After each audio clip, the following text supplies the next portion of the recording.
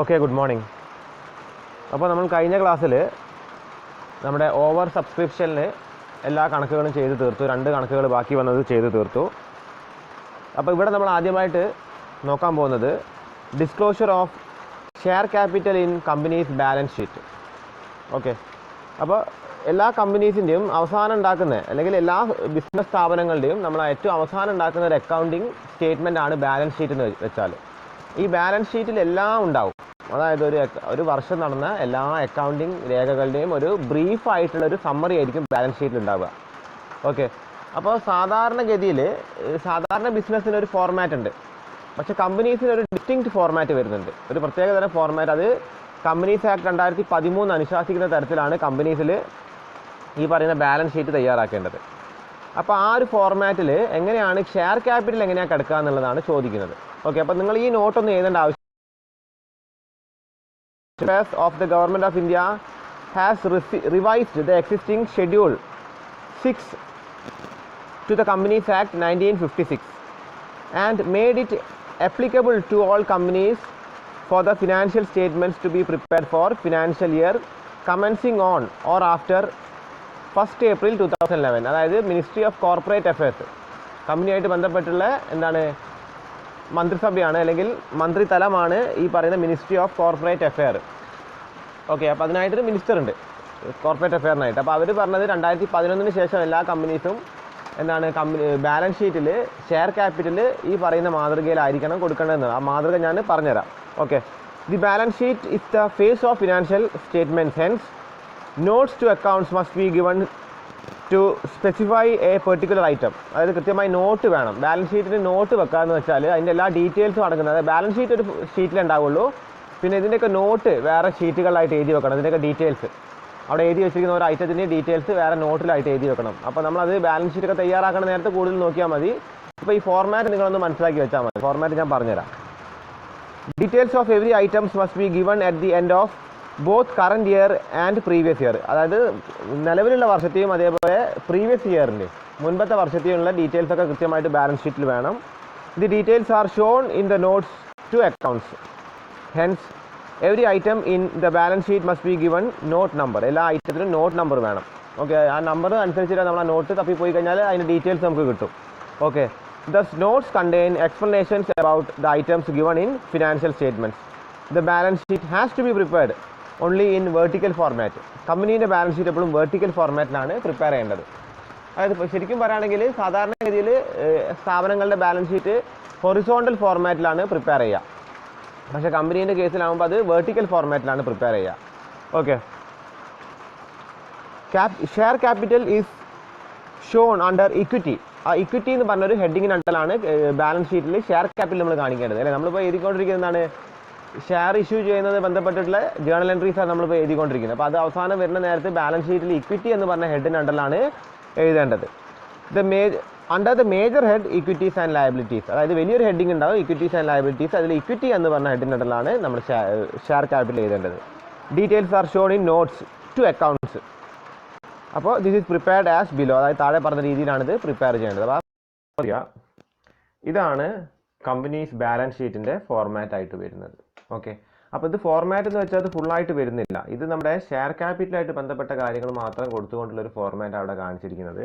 ചിലപ്പോൾ അത് 4 മാർക്കിന് ചോദിക്കാൻ ചാൻസ് ഉണ്ട്. അപ്പോൾ നിങ്ങളതൊന്ന് ശ്രദ്ധിക്കുക. അപ്പോൾ 4 മാർക്കിന് ചോദിച്ചു കഴിഞ്ഞാൽ നമുക്ക് കൃത്യമായിട്ട് അത് എഴുതാൻ സാധിക്കണം. ഓക്കെ, അപ്പോൾ എന്തൊക്കെയാണ് അവിടെ പറയുന്നത്?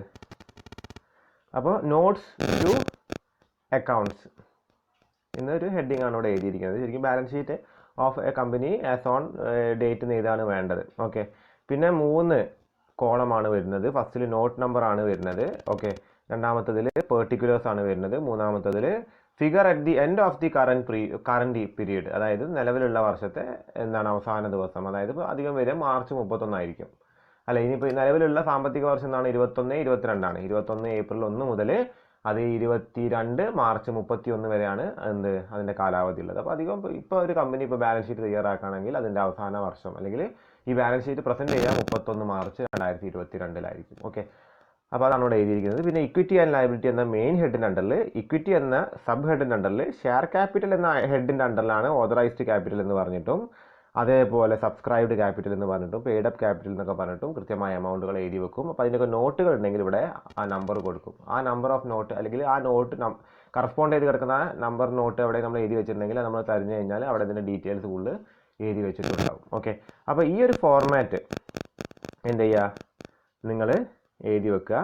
പിന്നെ ഇവിടെ എന്തൊക്കെ കൊടുത്തിട്ടുണ്ട്, ഇവിടെ ലെസ് കോൾസ് അൺപെയ്ഡ് കൊടുത്തിട്ടുണ്ട്, ഫോർ ഫീച്ചർ ഷെയർ കൊടുത്തിട്ടുണ്ട്. അപ്പോൾ ഇതൊക്കെ നമുക്ക് വരുന്ന ക്ലാസ്സുകളിൽ നമുക്ക് കണക്ക് പഠിക്കാനുള്ളതാണ്. അപ്പോൾ ആ നേരത്തെ ഇതിനെക്കുറിച്ചൊക്കെ വിശദമായിട്ട് പറയാം. ഓക്കെ, അപ്പോൾ ഈ ഒരു ഫോർമാറ്റ് നിങ്ങളിപ്പോൾ ഒന്ന് എഴുതി വെക്കുക, ഇത് കൃത്യമായിട്ട് എഴുതി വെക്കുക. അപ്പോൾ നമ്മൾ നേരത്തെ എഴുതിയ ഡിസ്ക്ലോഷർ ഓഫ് എന്താണ് ഷെയർ ക്യാപിറ്റൽ ഇൻ ബാലൻസ് ഷീറ്റിന് ഹെഡിങ് എഴുതിയിട്ട് ഈ ഒരു ഫോർമാറ്റ് കൃത്യമായിട്ടൊന്ന് വരച്ച് വെക്കുക. ഇൻ കേസ് ചോദിക്കുകയാണെങ്കിൽ നമുക്കത് വരച്ച് കൊടുക്കേണ്ടി വരും എക്സാമിനേഷൻ. അധികം ചോദിക്കാറില്ല, എന്നാലും നമ്മളത് ഒഴിവാക്കി പോട്ട. ഓക്കെ, പിന്നെ താഴെ എന്താ കൊടുത്തിരിക്കുന്നത്, note different classes of shares equity and preference should be shown separately. അതായത് ഇപ്പോൾ ഇക്വിറ്റിയും പ്രിഫറൻസ് ഷെയറും ഉണ്ടെങ്കിൽ രണ്ടും രണ്ട് രീതിയിൽ തന്നെ രണ്ടായിട്ട് തന്നെ നമ്മുടെ ബാലൻസ് ഷീറ്റിൽ കാണിക്കുക എന്നുള്ളതാണ്. ഓക്കെ, നമ്മൾ വളരെ ഇമ്പോർട്ടൻ്റ് ആയ ഒരു കോൺസെപ്റ്റാണ് പഠിക്കാൻ പോകുന്നത്, calls in arrears. Side heading എഴുതി വെക്കുക, കോൾസ് ഇൻ അരിയേഴ്സ്. ഓക്കെ, എന്നിട്ട് താഴെ ശ്രദ്ധിക്കുക, some shareholders may fail to pay allotment money and or call money. The amount remaining unpaid on allotment or on call is called calls in arrears. അതായത് ഇവിടെ പറയുന്നത് എന്താണെന്ന് വെച്ചാൽ, ചില share holders അല്ലെങ്കിൽ നമുക്ക് ആയിരക്കണക്കിന് ഷെയർ ഹോൾഡേഴ്സ് നമ്മുടെ കയ്യിൽ നിന്ന് ഷെയർ വാങ്ങും. അങ്ങനെയാണ് നമുക്ക് വലിയൊരു തുക ഷെയർ ക്യാപിറ്റലായിട്ട് കിട്ടുന്നത് കമ്പനീസിന്. അപ്പോൾ അതിൽ ചെറിയ ഷെയർ ഹോൾഡേഴ്സ് എങ്കിലും അല്ലെങ്കിൽ ചെറിയ അളവ് ഷെയർ ഹോൾഡേഴ്സ് എങ്കിലും എന്താണ് ചിലപ്പോൾ അലോട്ട്മെൻറ്റ് മണിയോ അല്ലെങ്കിൽ കോൾ മണിയോ ഒക്കെ അടയ്ക്കാൻ വിട്ടുപോകും. ആപ്ലിക്കേഷൻ എന്തായാലും അവർ ആ ആപ്ലിക്കേഷൻ അടച്ചെങ്കിൽ മാത്രമേ അവർക്ക് പിന്നെ നമ്മൾ ആ ഷെയർ അലോട്ട് ചെയ്യുള്ളൂ. പിന്നെ വരുന്ന ഇൻസ്റ്റാൾമെൻറ്റുകളാണ് ഈ പറഞ്ഞ അലോട്ട്മെൻറ്റും കോളും ഒക്കെ അല്ലേ. അപ്പോൾ അത് ചില കേസിൽ ഇവരൊക്കെ അടയ്ക്കാൻ വിട്ടുപോകും.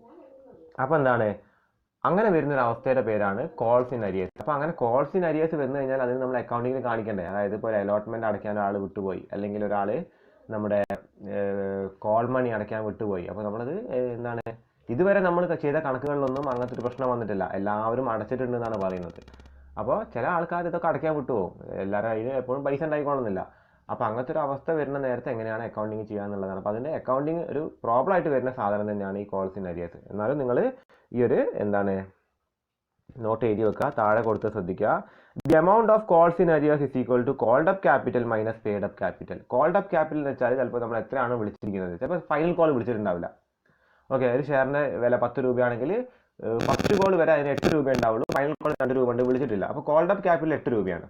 ഓക്കെ, ഒരു ഷെയർ ഹോൾഡർ ഉള്ളൂ എന്ന് കരുതുക. ഓക്കെ, അപ്പോൾ അയാൾ എന്താണ് ഇതുവരെ അടച്ചിരിക്കുന്നത് അലോട്ട്മെൻറ്റ് വരെയാണ്, ഫസ്റ്റ് കോൾ അടച്ചിട്ടില്ല. അപ്പോൾ അലോട്ട്മെൻറ്റ് വരെ 5 രൂപയേ വരുന്നുള്ളൂ. ഇപ്പോൾ application 3, allotment 2, first call 3, final call 2 എന്നാണ് കണക്കെന്ന് വെക്കുകയാണെങ്കിൽ ഫൈനൽ കോൾ ഇതുവരെ വിളിച്ചിട്ടേ ഇല്ല. അപ്പോൾ അതുകൊണ്ട് അത് പ്രശ്നം വരുന്നില്ല. അപ്പോൾ അതുകൊണ്ട് ഇപ്പോൾ 8 രൂപയാണ് called up capital. Called up capital 8 രൂപയാണ്. ഫൈനൽ കോൾ വിളിച്ചെങ്കിൽ മാത്രമാണ് കോൾഡ് അപ്പ് ക്യാപിറ്റൽ 10 രൂപയാവുള്ളൂ, ഫുൾ പൈസ ആവുള്ളൂ. അപ്പോൾ ഇവിടെ പറയുന്നത് ആ കോൾഡ് അപ്പ് ക്യാപിറ്റലിൽ നിന്ന് ഇയാൾ എത്ര പേഡപ്പ് ചെയ്തിട്ടുണ്ട്. അപ്പോൾ ഇയാൾ ഇപ്പോൾ അലോട്ട്മെൻറ്റ് വരെ പേ ചെയ്തിട്ടുള്ളൂ, ഇയാൾ ഫസ്റ്റ് കോൾ പേ ചെയ്യാൻ വിട്ടുപോയി, അത് വിളിച്ചിട്ട് പോലും ഇയാൾ പേ ചെയ്യാൻ വിട്ടുപോയെങ്കിൽ called up capital is equal to 8 and paid up capital is equal to 5. Then calls in arrears will be equal to എത്രയാണ് 3 അല്ലേ, 3 രൂപ അടയ്ക്കാൻ ഇനിയും ബാക്കിയുണ്ട്, അരിയർ ഉണ്ട്. ഓക്കെ, അപ്പോൾ അതാണ് കോൾസ് ഇൻ അരിയേഴ്സ് എന്ന് വെച്ചാൽ. അപ്പോൾ അത് നിങ്ങളൊന്ന് നോട്ടിലേക്ക് എഴുതി വെക്കുക. ഇനി അടുത്തത് വളരെ ഇമ്പോർട്ടൻ്റ് ആണ്, methods of accounting calls in arrear. അതായത് കോൾസ് ഇൻ അരിയേഴ്സ് വന്നാൽ എന്തൊക്കെ മെത്തേഡ് ഓഫ് അക്കൗണ്ടിങ് ആണ് യൂസ് ചെയ്യുക. ഓക്കെ, അപ്പോൾ നിങ്ങൾ ആദ്യം ഈ സൈഡ് ഹെഡിങ് എഴുതി വെക്കുക. ഓക്കെ, പിന്നെ ഇത് എഴുതണമെന്നില്ല, there are 2 alternative methods of accounting calls in arrears എഴുതണമെന്നില്ല, 2 മെത്തേഡാണ് മെയിൻ ആയിട്ടുള്ളത്. അതിൽ ഫസ്റ്റ് മെത്തേഡ് എന്താ പറയുന്നത്, without opening calls in arrears account. Calls in arrears account എന്ന് പറയുന്ന അക്കൗണ്ട് ഓപ്പൺ ചെയ്യാതിരിക്കുക. ഓക്കെ, അപ്പോൾ എത്രയാണോ പൈസ കിട്ടിയത് അത് മാത്രം എഴുതി വെക്കുക. അതായത് ഇപ്പോൾ നമുക്കിപ്പോൾ ഫസ്റ്റ് കോൾ ആയിട്ടൊരു 1000 രൂപ കിട്ടാണ്ട്, അപ്പോൾ നമ്മൾ എന്താ എഴുതുക, നമ്മളെന്താണ് ഷെയർ ഫസ്റ്റ് കോൾ അല്ലേ, share first call to share capital എഴുതും ആദ്യത്തെ ജേണൽ എൻട്രി. അത് കഴിഞ്ഞിട്ട് നമ്മൾ രണ്ടാമത്തെ ജേണൽ എൻട്രി എന്താ എഴുതുക, bank to share first call എന്ന് എഴുതും അല്ലേ. അപ്പോൾ ഇത് മാത്രം എഴുതിയാൽ മതി, എന്നിട്ട് നമുക്ക് കിട്ടിയ പൈസ മാത്രം എഴുതി വെക്കുക. അപ്പോൾ ഒരു അക്കൗണ്ടിങ് ട്രീറ്റ്മെൻറ്റ് അവിടെ വരുന്നില്ല, കോൾസ് ഇൻ അരിയേഴ്സിന് സെപ്പറേറ്റ് ആയിട്ട് നമ്മുടെ അക്കൗണ്ടിൽ കാണിക്കുന്നില്ല. അപ്പോൾ ചിലപ്പോൾ 1000 കിട്ടാനുള്ള ചിലപ്പോൾ 800 കിട്ടിയിട്ടുണ്ടാവുള്ളൂ, ചില ആൾക്കാർ അടച്ചിട്ടുണ്ടാവില്ല. അപ്പോൾ 800 മാത്രം bank to share first call എന്ന് എഴുതി വെക്കുക. കിട്ടാത്ത ആൾക്കാരെ ഇതൊന്നും എഴുതി വെക്കേണ്ട കാര്യമില്ല. അതാണ് ഫസ്റ്റ് മെത്തേഡ്. അത് കുറച്ച് സിമ്പിൾ മെത്തേഡാണ്, നമുക്ക് എന്താണ് ബുദ്ധിമുട്ടില്ല അത്. ഓക്കെ, അപ്പോൾ ഇത് നിങ്ങൾ ഇതിൻ്റെ ഈ സൈഡ് ഹെഡിങ് മാത്രം എഴുതി വെച്ചാൽ മതി, ഈ നോട്ടൊന്നും നിങ്ങൾ ഇവിടെ എഴുതേണ്ട കാര്യം വരുന്നില്ല. Okay, first method is without opening calls in arrears account. Okay, ഇനി സെക്കൻഡ് മെത്തേഡ് എന്താ പറയുന്നത്, second method by opening calls in arrears account. ഒരു കോൾസ് ഇൻ അരിയേഴ്സ് അക്കൗണ്ട് നമ്മൾ ഓപ്പൺ ചെയ്യാം, അതാണ് സെക്കൻഡ് മെത്തേഡിൽ പറയുന്നത്. അപ്പോൾ എന്താണ്, Under this method, a separate account is maintained in calls in arrears. അതായത് calls in arrearsന് വേണ്ടിയിട്ട് നമ്മൾ സെപ്പറേറ്റ് ഒരു അക്കൗണ്ട് മെയിൻറ്റെയിൻ ചെയ്യാം. Okay, the following journal entries are required. അത് വരികയാണെങ്കിൽ താഴെ പറയുന്ന ജേണൽ എൻട്രീസിൻ്റെ ആവശ്യം വരുന്നുണ്ട്. For non payment of allotment or call money it will be like calls in arrears account debtor to share allotment account to share first, second or final call account unpaid. അപ്പോൾ പേ ചെയ്യാത്തതിനെ നമ്മൾ calls in arrears അക്കൗണ്ടിലേക്ക് മാറ്റണം. ഇങ്ങനത്തെ ഒരു journal entry ചെയ്ത് അതിനൊന്ന് combined entry ആയിട്ട് നമ്മൾ എഴുതുക. നമ്മൾ കണക്ക് ചെയ്യുന്ന നേരത്തെ നമുക്ക് മനസ്സിലാവും. ഓക്കെ, എന്നാലും നിങ്ങൾ ഈ ഫോർമാറ്റ് ഒന്ന് എഴുതി വെക്കുക. അതായത് നിങ്ങൾ by opening calls in arrears account എഴുതുക. എന്നിട്ട് നിങ്ങൾ ഈ ഒരു സൈഡ് ഹെഡിങ് എഴുതിയതിന് ശേഷം നിങ്ങൾ എന്ത് ചെയ്യുക, ഈ പറയുന്ന ഈ ഒരു ജേണൽ എൻട്രിയും കൂടി എഴുതി വെക്കുക. ഇതിൻ്റെ ഇടയ്ക്ക് വരുന്നതൊന്നും നമ്മൾ എഴുതേണ്ട കാര്യം വരുന്നില്ല. ആദ്യം ഈ സൈഡ് ഹെഡിങ് എഴുതുക, ഇത് എഴുതുക, പിന്നെ ഈ പറയുന്ന ജേണൽ എൻട്രി നിങ്ങൾ എഴുതി വെക്കുക. ഓക്കെ, പിന്നെ അതിനോടനുബന്ധിച്ച് നമ്മൾ എഴുതേണ്ട രണ്ടാമത്തെ ജേണൽ എൻട്രി ആണ് for receiving calls in arrears later. അതായത് ചില ആൾക്കാർ പിന്നീട് വന്നിട്ട് ഈ അരിയർ അടയ്ക്കും. ഓക്കെ, അപ്പോൾ എങ്ങനെ ജേണൽ എൻട്രി വരിക? ബാങ്ക് അക്കൗണ്ട് അറ്റർ to calls in arrears account. Calls in arrears പിന്നീട് കിട്ടി, അപ്പോൾ എന്താണ് ബാങ്ക് അക്കൗണ്ട് അറ്റർ to calls in arrears account. Okay, അപ്പോൾ എന്താണ് കോൾസ് ഇൻ അരിയേഴ്സ് അക്കൗണ്ട് നമ്മളിവിടെ ക്ലോസ് ആക്കാണ്, ആൾക്കാരെ കയ്യിൽ നിന്ന് പൈസ കിട്ടിക്കഴിഞ്ഞു. ഓക്കെ, അപ്പോൾ എന്താണ് note we follow the first method. Calls in arrears are shown in deduction from called up capital in notes of the account. നമ്മൾ അധികം ഫോളോ ചെയ്യുക ഫസ്റ്റ് മെത്തേഡാണ്. ഈ രണ്ടാമത്തെ മെത്തേഡ് കുറച്ചും കൂടി നമുക്ക് ടൈം കൺസ്യൂമിംഗ് ആണ്. അപ്പോൾ നമ്മൾ അധികം ചെയ്യുക എന്താണെന്ന് വെച്ച് കഴിഞ്ഞാൽ, അധികം അക്കൗണ്ടൻസ് എന്താ ചെയ്യാന്ന് വെച്ചാൽ ഫസ്റ്റ് മെത്തേഡ് എടുക്കും. പൈസ കിട്ടാത്തത് എന്താണ് കിഴിച്ചിട്ട് ബാങ്ക് അക്കൗണ്ട് അറ്റർ ടു ഫസ്റ്റ് കോൾ അല്ലെങ്കിൽ അലോട്ട്മെന്റ് എഴുതി വെച്ചിട്ട് അങ്ങനെ എഴുതി വെക്കും. പിന്നെ ബാലൻസ് ഷീറ്റ് തയ്യാറാക്കുന്ന നേരത്തെ അതിൻ്റെ നോട്ടിൽ എഴുതി വെക്കും, ഇത്ര പൈസയെ കിട്ടിയിട്ടുള്ളൂ, കോൾസ് ഇൻ അരിയേഴ്സ് ഇത്ര വന്നിട്ടുണ്ട് എന്നുള്ളത് നോട്ടിൽ മാത്രം എഴുതി വെക്കും. ഓക്കെ, അതാണ് ഇവിടെ പറയുന്നത്. ഓക്കെ ഓക്കെ ഇനി ശ്രദ്ധിക്കുക, interest on calls in arrears അല്ലേ. കോൾസ് ഇൻ അരിയേഴ്സിന് ഇൻട്രസ്റ്റ് ചിലപ്പം കമ്പനി ഈടാക്കാൻ ചാൻസ് ഉണ്ട്. കമ്പനിക്ക് ഒരു സമയത്ത്, അതായത് ഇപ്പോൾ ഒരു സെപ്റ്റംബർ 1 കമ്പനി ഇപ്പോൾ എന്താ പറഞ്ഞിരിക്കുന്നത്, നമ്മുടെ ഇത് വിളിച്ചത് കോൾ വിളിച്ചത് ഫസ്റ്റ് കോൾ വിളിച്ച്, അപ്പോൾ കുറേ പേര് അടച്ചു, കുറച്ച് പേര് അടച്ചില്ല അല്ലെ. ആ സെപ്റ്റംബർ 1 കിട്ടുന്ന പൈസ ചില ആൾക്കാർ ചിലപ്പോൾ ഡിസംബർ 31 അല്ലെങ്കിൽ ഈ ഇത് കഴിഞ്ഞ് സാമ്പത്തിക വർഷം കഴിയുന്ന നേരത്ത് വരുന്ന മാർച്ച് 31 ഒന്ന് അടയ്ക്കാൻ ചാൻസ് ഉണ്ട്. ചിലപ്പോൾ ഒരു 6 മാസം കഴിഞ്ഞിട്ടൊക്കെ ആയിരിക്കും അടയ്ക്കുക. അപ്പോൾ ആ 6 മാസം കമ്പനിയുടെ കയ്യിൽ നിന്ന് കാശ് എന്താണ് കിടക്കുന്നില്ല, കമ്പനിക്ക് പ്രൊഡക്റ്റീവായിട്ട് ആ കാശ് 6 മാസത്തേക്ക് യൂസ് ചെയ്യാൻ പറ്റുന്നില്ല അല്ലേ. ശരിക്കും തരേണ്ട കാശാണ്. ആ ഇൻസ്റ്റാൾമെൻറ്റ് കൃത്യമായിട്ട് അടയ്ക്കണം ഒരു ഷെയർ ഹോൾഡർ. അപ്പോൾ കമ്പനി ചിലപ്പം ഈ കോൾസ് ഇൻ അരിയേഴ്സിന് അടയ്ക്കാൻ വിട്ടുപോയ തുകക്ക് എന്ത് ഈടാക്കും, പലിശ ഈടാക്കും, ഇൻട്രസ്റ്റ് ഈടാക്കും. ഇതൊക്കെ നമ്മൾ കണക്ക് ചെയ്യുമ്പോൾ കുറച്ചും കൂടി വ്യക്തമാണെന്ന് വിചാരിക്കുന്നു. ഓക്കെ, അപ്പോൾ ഇവിടെ എന്താ എഴുതിയിരിക്കുന്നത്, directors are authorised to charge interest on calls in arrears at a rate specified in articles. If the articles are silent regarding the rate, the directors can charge interest on calls in arrears at rate not exceeding 10% per annum as per table F of the Companies Act 2013. Interest is charged for the period intervening between the due date of the call and the time actual payment. The journal entries for interest on calls is given below. അതായത് ഇവിടെ പറയുന്നത് എന്താണെന്ന് വെച്ചാൽ, directors കമ്പനിയുടെ തീരുമാനങ്ങൾ അല്ലെങ്കിൽ കമ്പനിയുടെ കാര്യങ്ങളൊക്കെ തീരുമാനിക്കുന്നത് ഡയറക്ടേഴ്സ് ആണ്, ബോർഡ് ഓഫ് ഡയറക്ടേഴ്സ് ആണ്. അവരും ഷെയർ ഹോൾഡേഴ്സ് ആണ്. പക്ഷെ അവരുടെ കയ്യിൽ നിന്നുണ്ടാവും ഒരുപാട് പെർസെൻറ്റേജ് ഓഫ് ഷെയർ ഉണ്ട്. അതുകൊണ്ടാണ് അവർ ഡയറക്ടേഴ്സ് ആവുന്നത് മെയിനായിട്ട്. പിന്നെ ചില ആൾക്കാർ വുമൺ ഡയറക്ടറിനൊക്കെ വെക്കാന്ന് പറഞ്ഞിട്ട് എന്താണ് അത് അധികം ഷെയർ ഇല്ലെങ്കിൽ പോലും എന്താണ് ഡയറക്ടേഴ്സിനെ വേറെ രീതിയിൽ വെക്കുന്നുണ്ട്. എന്നാലും അവരെല്ലാവരും കൂടി ചേർന്നിട്ടാണ് തീരുമാനിക്കുക. അങ്ങനെ നമ്മൾ കോൾസ് ഇൻ അരിയേഴ്സ് വരികയാണെങ്കിൽ, കോൾസ് ഇൻ അരിയേഴ്സ് എന്നാണ് ഈ പറയുന്ന ഇൻസ്റ്റാൾമെൻറ്റുകൾ, കോള് അലോട്ട്മെൻ്റ് ഒക്കെ അടയ്ക്കാൻ വിട്ടുപോകുന്ന നേരത്ത്, അത് പിന്നീട് ഇയാൾ അടയ്ക്കാൻ വരുന്ന നേരത്ത് അയാളുടെ കയ്യിൽ നിന്ന്, അതായത് ഷെയർ ഹോൾഡറുടെ കയ്യിൽ നിന്ന് ഈ ഡയറക്ടേഴ്സിന് എന്ത് ചെയ്യാൻ പറ്റും, അവർക്ക് ഇൻട്രസ്റ്റ് ഈടാക്കാൻ പറ്റും. അപ്പോൾ അതിൽ കമ്പനീസ് ആക്ട് പറയുന്നത് നമ്മുടെ കമ്പനിക്ക് ഒരു ഡോക്യുമെൻ്റ് ഉണ്ട്, മെമ്മറാൻഡം ഓഫ് അസോസിയേഷൻ എന്ന് പറയും, അതേപോലെ ആർട്ടിക്കിൾ ഓഫ് അസോസിയേഷൻ എന്ന് പറഞ്ഞ 2 മെയിൻ ഡോക്യുമെൻറ്റുകൾ കമ്പനിക്ക് വരുന്നുണ്ട്. അപ്പോൾ അതൊക്കെ നമ്മൾ വേറെ ചാപ്റ്റേഴ്സിൽ കൂടുതൽ അതിനെക്കുറിച്ച് പഠിച്ചാൽ മതി. അപ്പോൾ ഈ ആർട്ടിക്കിൾ ഓഫ് അസോസിയേഷൻ കമ്പനിയുടെ ഒരു മെയിൻ ഡോക്യുമെൻ്റ് ആണ്. അപ്പോൾ അതിൽ വേണമെങ്കിൽ ഈ കമ്പനിക്ക് ഇങ്ങനത്തെ ഒരു ചട്ടം വെക്കാം. എന്ത് ചട്ടം വെക്കാന്ന് വെച്ചാൽ, ഇങ്ങനെ കോൾസ് ഇൻ അരിയേഴ്സ് ഏതെങ്കിലും നിക്ഷേപകർ അല്ലെങ്കിൽ ഷെയർ ഹോൾഡേഴ്സ് ഒക്കെ വരുത്തുകയാണെങ്കിൽ അവരുടെ മുകളിൽ ഒരു ഇൻട്രസ്റ്റ് ചാർജ് ചെയ്യാന്നുള്ളൊരു ഒരു റൂള് ഈ പറയുന്ന ആർട്ടിക്കിളിൽ കമ്പനിക്ക് വേണമെങ്കിൽ എഴുതി വെക്കാം. ഇനി അതിൽ പറയുന്നില്ല എന്ന് വെക്കുക, അതായത് ഇങ്ങനെ ഇൻട്രസ്റ്റിനെ പറ്റി പറയുന്നുണ്ട്, എന്നാലും ഇൻട്രസ്റ്റിൻ്റെ റേറ്റിനെ കുറിച്ചിട്ടൊന്നും അതിൽ പ്രതിപാദിക്കുന്നില്ലെങ്കിൽ കമ്പനീസ് ആക്ടിൽ ടേബിൾ എഫ് എന്ന് പറയുന്ന ടേബിളിൽ പറയുന്നത് എന്താണെന്ന് വെച്ചാൽ 10% കൂടാതെ ഏത് റേറ്റ് വേണമെങ്കിലും കമ്പനിക്ക് ഇൻട്രസ്റ്റ് ഈടാക്കാം എന്നുള്ളതാണ്. മാക്സിമം പോയാൽ 10% വരെ കമ്പനിക്ക് ഈടാക്കാം. അപ്പോൾ പിന്നീട് ഇയാൾ അടയ്ക്കുമ്പോൾ ആ മാസത്തിൻ്റെ കണക്കനുസരിച്ചിട്ട് 10% ഇൻട്രസ്റ്റ് വെച്ച് ഇയാൾ അടയ്ക്കേണ്ടി വരും, ആര് ഷെയർ ഹോൾഡർ. ഓക്കെ, അതൊരു പിഴയാണ് ആ ഇൻട്രസ്റ്റ് അടയ്ക്കുന്നത്. ഓക്കെ, അതാണ് ഇവിടെ പറയുന്നത്. അപ്പോൾ അതിൻ്റെ ജേണൽ എൻട്രീസ് ആണ് ഇവിടെ താഴെ കൊടുത്തിരിക്കുന്നത്. അപ്പോൾ നിങ്ങൾ ഈ interest on calls in arrears എഴുതി വെച്ചതിന് ശേഷം എന്താണ് നിങ്ങൾ ഇതുവരെ എഴുതുക. ഓക്കെ, എന്നിട്ട് ജേണൽ എൻട്രീസ് ഒരു സൈഡ് ഹെഡിങ് എഴുതുക. എന്നിട്ട് എന്താണ് ഫസ്റ്റ് സൈഡ് ഹെഡിങ് വരുന്നത് എന്താ, ഫോർ ഇൻട്രസ്റ്റ് റിസീവബിൾ, ഇൻട്രസ്റ്റ് കിട്ടാൻ നേരമാകുമ്പോൾ അല്ലേ, ഇൻട്രസ്റ്റ് കിട്ടാനാവുന്ന നേരത്ത് sundry share holder account letter to interest on calls in arrears ആദ്യത്തെ ജേണൽ എൻട്രി എഴുതുക. പിന്നെ എന്താണ്, ഇത് ഇൻട്രസ്റ്റ് കിട്ടുന്ന നേരത്താണ്, കോൾസ് ഇൻ അരിയേഴ്സ് അല്ല, അതിൻ്റെ ഇൻട്രസ്റ്റ് കിട്ടുന്ന നേരത്ത്. കോൾസ് ഇൻ അരിയേഴ്സ് വേറെയും തരണം, ഇൻട്രസ്റ്റ് വേറെയും തരണം. ഓക്കെ, ഇൻട്രസ്റ്റിൻ്റെ ജേണൽ എൻട്രി എന്താണ്, bank account letter to sundry share holder ആണ്. പിന്നെ എന്താണ്, ഈ transfer of interest to profit, ഈ ഇൻട്രസ്റ്റ് എന്താണ്, ഇത് ഇവർക്ക് കിട്ടുന്ന ഒരു ലാഭമല്ലേ. കാര്യം എന്താണെന്ന് വെച്ചാൽ ശരിക്കും ആ കോൾ മണി ഇയാൾ കറക്റ്റ് സമയത്ത് ആ കോൾ അടച്ചിട്ടുണ്ടെങ്കിൽ, ഇപ്പോൾ ഒരു 100 രൂപയാണ് കോൾ അടയ്ക്കാനുണ്ടായിരുന്നെങ്കിൽ ഇയാൾ ആ 100 രൂപ അടച്ചാൽ മതിയായിരുന്നു കറക്റ്റ് സമയത്ത്.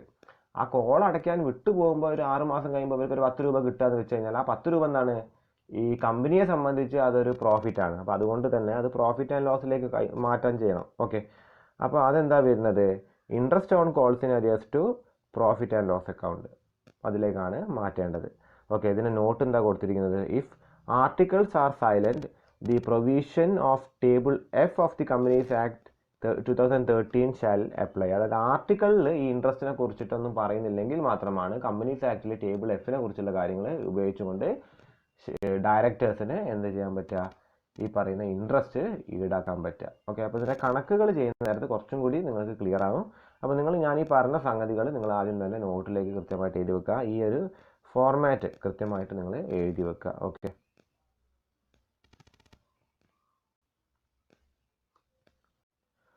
അപ്പോൾ നിങ്ങൾ ശ്രദ്ധിക്കുക, നമ്മൾ നേരത്തെ കോൾസ് ഇൻ അരിയേഴ്സിനെ കുറിച്ച് കണ്ടു. കോൾസ് ഇൻ അരിയേഴ്സ് എന്താണ്, ഒരു നിക്ഷേപകൻ അല്ലെങ്കിൽ ഒരു ഷെയർ ഹോൾഡർ കോൾ മണി അടയ്ക്കാൻ വിട്ടുപോകുന്ന അവസ്ഥയാണ് കോൾസ് ഇൻ അരിയേഴ്സ് എന്ന് പറയുന്നത്.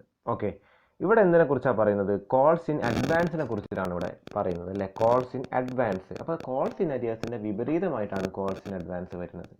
അപ്പോൾ എന്താ കോൾസ് ഇൻ അഡ്വാൻസ് എന്ന് നോക്കാം.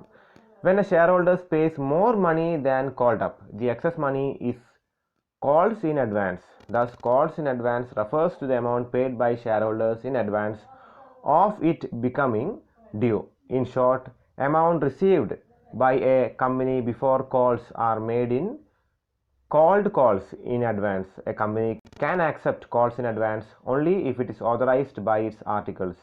In respect of calls in advance, the following journal entries are required. Okay, when a shareholder pays more money than called up. അതായത് നിലവിൽ ഇപ്പോൾ ഒരു അളവിൽ വെച്ചിട്ടാണ് എന്ത് കോളപ്പ് ചെയ്തിരിക്കുന്നത്. Company can call up up to എന്താണ്, ഒരു ഫസ്റ്റ് കോൾ മാത്രമേ ചെയ്തിട്ടുള്ളൂ.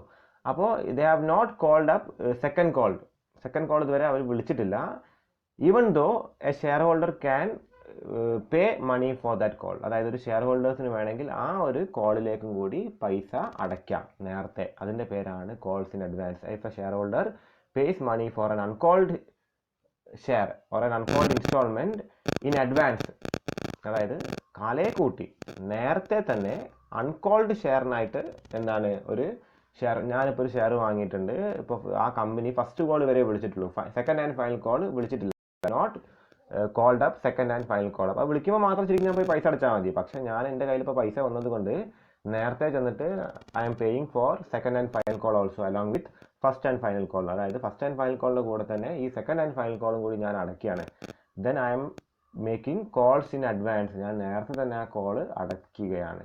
അപ്പോൾ കോൾസ് ഇൻ അരിയറിൻ്റെ നേരെ വിപരീതമായിട്ടാണ് കോൾസ് ഇൻ അഡ്വാൻസ് വരുന്നത്. അപ്പോൾ കമ്പനിയും അതിന് എന്താണ് വേണ്ടതെന്ന് പറയില്ല. കാര്യം എന്താണെന്ന് വെച്ചാൽ പൈസ കിട്ടുന്നത് നേരത്തെ പോകുന്നോണ്ടേ ആയിരിക്കും. കാര്യം പിന്നീട് എന്താണ് അടുത്ത പ്രാവശ്യം അടയ്ക്കാൻ. അപ്പോൾ അതാണ് കോൾസ് ഇൻ അഡ്വാൻസ് എന്ന് വെച്ചാൽ. ഓക്കെ, നേരത്തെ തന്നെ കമ്പനി ഇനിയും വിളിച്ചിട്ടില്ലാത്ത കോളുകൾ നമ്മൾ ചെന്നിട്ട് നിക്ഷേപകർ ചെന്നിട്ട് അതിന് പൈസ അടയ്ക്കുന്നതിൻ്റെ പേരാണ് കോൾസ് ഇൻ അഡ്വാൻസ്. അപ്പോൾ കോൾസ് ഇൻ അരിയേഴ്സിന് വിപരീതമായിട്ടാണ് കോൾസ് ഇൻ അഡ്വാൻസ് വരുന്നത്. ഓക്കെ, കമ്പനീൻ്റെ കയ്യിൽ നേരത്തെ പൈസ കിട്ടുകയാണ്. അപ്പോൾ ഇവിടെ എന്താണ് ഫസ്റ്റ് ചെയ്തിരിക്കുന്നത്, when a company receives calls in advance. Company calls in advance receive ചെയ്യുകയാണെങ്കിൽ എന്താ ജേണൽ എൻട്രി ചെയ്താന്ന് വെച്ചാൽ bank account letter to calls in advance. അപ്പോൾ നിങ്ങൾ ഇവിടെ ശ്രദ്ധിക്കേണ്ട കാര്യം എന്താണെന്ന് വെച്ചാൽ കോൾസ് ഇൻ അഡ്വാൻസ് സൈഡിങ് എഴുതുക, എന്നിട്ട് ഇത്രയും മാത്രം എഴുതിയാൽ മതി, ഇത്രയും മാത്രം എഴുതി വെച്ചാൽ മതി. അതിനുശേഷം എന്താണ് ഈ ഒരു സൈഡ് ഹെഡിങ് എഴുതുക, എന്നിട്ട് ഈ ഒരു ജേണൽ എൻട്രീൻ്റെ ഫോർമാറ്റ് ഇവിടെ എഴുതി വെക്കുക. ഓക്കെ, ഇതിന് താഴെ എന്താ പറയുന്നത്, calls in advance is A liability till it becomes due. Calls in advance എന്താണ്, അതൊരു ലയബിലിറ്റി ആണ്. അത് ഡ്യൂ ആവുന്നത് വരെ, അല്ലെങ്കിൽ ഡ്യൂ ആവുന്ന സമയം എന്താണ് വരെ കമ്പനിയെ സംബന്ധിച്ച് ലയബിലിറ്റി ആണ്, അല്ലെ. നേരത്തെ ആൾ ഒന്ന് അടച്ചു കഴിഞ്ഞാൽ അക്കൗണ്ടിങ് പ്രകാരം അത് ലയബിലിറ്റി ആണ്. അത് ഡ്യൂ ആവുന്നതിന് മുൻപ് ഒന്ന് അടച്ചു കഴിഞ്ഞാൽ അത് അയാളുടെ പുറത്ത് കമ്പനിക്കുള്ള ലയബിലിറ്റി ആണ്. Okay, it becomes due hence it should be credited. അപ്പോൾ കോൾസ് ഇൻ അഡ്വാൻസ് എന്താക്കണം, നമ്മൾ ക്രെഡിറ്റ് ചെയ്യണം. ഓക്കെ, അതുകൊണ്ട് തന്നെ ഇതിനെ നമ്മൾ ക്രെഡിറ്റ് ചെയ്തിരിക്കുന്നത്, ക്രെഡിറ്റ് സൈഡിൽ എഴുതിയിരിക്കുന്നത്. Okay, it is shown under the sub head other current liabilities. Calls in advance, ഇതൊക്കെ ചെറിയ മാർക്കിന് 1-2 മാർക്കിന് ചോദിക്കാൻ ചാൻസ് ഉണ്ട്. കോൾസ് ഇൻ അഡ്വാൻസ് ഏത് സബ് ഹെഡിൻ്റെ അണ്ടറിലാണ് ബാലൻസ് ഷീറ്റിൽ വരിക എന്ന് ചോദിക്കുന്ന നേരത്തെ നമ്മൾ എഴുതേണ്ടത് അതർ കറണ്ട് ലയബിലിറ്റീസ്. അതായത് കറണ്ട് ലയബിലിറ്റീസിൻ്റെ അണ്ടറിൽ, കറണ്ട് ലയബിലിറ്റീസ് എന്ന് പറയുന്ന മെയിൻ ഹെഡിൻ്റെ അണ്ടറിൽ വരുന്ന അതർ കറണ്ട് ലയബിലിറ്റീസിൻ്റെ ഉള്ളിലായിരിക്കണം എന്ത് വരേണ്ടത്, കോൾസ് ഇൻ അഡ്വാൻസ് വരേണ്ടത്. അതുകൊണ്ട് തന്നെ നിങ്ങൾ ഇങ്ങനെ എഴുതുക, calls in advance is shown. ഇറ്റിന് പകരം എന്ത് എഴുതുക, കോൾസ് ഇൻ അഡ്വാൻസ് എഴുതുക. Calls in advance is shown under sub head other current liabilities എന്ന് പറഞ്ഞിട്ട് അണ്ടർലൈൻ ചെയ്യുക. Under current liabilities in balance sheet എന്ന് എഴുതിയിട്ട് നിങ്ങൾ എന്ത് ചെയ്യുക, ഒന്ന് ബോക്സ് വരച്ചിട്ടോ അല്ലെങ്കിൽ ഒന്ന് ഇൻവേർട്ടഡ് കോമൻ്റ് അകത്തെങ്കിലും അതൊന്ന് എഴുതി വെക്കുക. കാര്യം അതൊക്കെ 1 മാർക്കിന് ചോദിക്കാൻ ചാൻസ് കൂടുതലുള്ള ചോദ്യങ്ങളാണ്. ഓക്കെ, ഇനി കോൾസ് ഇൻ അഡ്വാൻസിൻ്റെ രണ്ടാമത്തെ ജേണൽ എൻട്രിയാണ് നമ്മൾ നോക്കാൻ പോകുന്നത്. അപ്പോൾ നമ്മൾ ആദ്യം തന്നെ എന്താണ്, bank account letter to calls in advance എഴുതി. ഇനി പറയുന്നത് when the call really becomes due, അതായത് കോൾ ശരിക്കും ഡ്യൂ ആയി കഴിഞ്ഞാൽ ആ നേരത്തെ, അതായത് ഇപ്പോൾ ഫസ്റ്റ് കോൾ കഴിഞ്ഞ് സെക്കൻഡ് കോൾ ആണ് നമ്മൾ അഡ്വാൻസ് അടച്ചെന്ന് കരുതുക. അപ്പോൾ സെക്കൻഡ് കോൾ ആദ്യമേ അഡ്വാൻസ് അടച്ചു കഴിഞ്ഞാൽ നമ്മൾ ആദ്യം എഴുതുക bank account letter to calls in advance എഴുതുക. ഓക്കെ, അത് കഴിഞ്ഞിട്ട് ഈ സെക്കൻഡ് കോൾ ശരിക്കും വിളിക്കുന്ന നേരത്തെ എന്താണ് നമ്മൾ ചെയ്യേണ്ടതെന്ന് വെച്ചാൽ ഈ ഒരു ജേണൽ എൻട്രി ചെയ്തുക. അതായത് കോൾസ് ഇൻ അഡ്വാൻസ് അക്കൗണ്ട് ലെറ്റർ എത്ര പൈസയാണോ കിട്ടിയത് ടു കോൾ അക്കൗണ്ട്. അപ്പോൾ സെക്കൻഡ് കോൾ ആണെങ്കിൽ ടു സെക്കൻഡ് കോൾ അക്കൗണ്ട് എഴുതുക, ഫസ്റ്റ് കോൾ ആണെങ്കിൽ ടു ഫസ്റ്റ് കോൾ അക്കൗണ്ട് എഴുതുക. ഇനി അലോട്ട്മെന്റ് ആണെങ്കിൽ ടു അലോട്ട്മെന്റ് അക്കൗണ്ട് എഴുതുക. Okay, calls in advance. Okay, ഇനി അതിന് താഴെ എന്താ എഴുതിയിരിക്കുന്നത്, when the company makes the call the calls in advance no longer becomes liability. അല്ലേ, കമ്പനി കോൾ വിളിച്ചു കഴിഞ്ഞാൽ പിന്നെ അത് കമ്പനിയെ സംബന്ധിച്ച ലയബിലിറ്റി അല്ല. കാര്യം അത് ഇപ്പോൾ ഷെയർ ഹോൾഡറിൻ്റെ പുറത്ത് കമ്പനിക്കുള്ള ലയബിലിറ്റി അല്ല. അത് കോൾ വിളിച്ചു കഴിഞ്ഞു, അയാൾ പൈസ അടച്ചു കഴിഞ്ഞു. Okay, hence it is close. അതുകൊണ്ട് അത് ക്ലോസ് ചെയ്യും. That is debited. അപ്പോൾ നേരത്തെ ക്രെഡിറ്റ് ചെയ്ത സാധനത്തിന് ഡെബിറ്റ് ചെയ്ത് കഴിഞ്ഞാൽ അതിനെ ക്ലോസ് ചെയ്യാം. Okay, by transferring the amount to relevant call account. അപ്പോൾ ഏത് കോളാണോ ആ റെലവൻറ്റ് കോൾ അക്കൗണ്ടിലേക്ക് നമ്മളതിനെ ഡെബിറ്റ് ചെയ്തുകൊണ്ട് നമുക്കതിനെ എന്ത് ചെയ്യാം, ക്ലോസ് ചെയ്യാം. ഓക്കെ, ഇതാണ് ഇതിൻ്റെ രണ്ടാമത്തെ ജേണൽ എൻട്രി.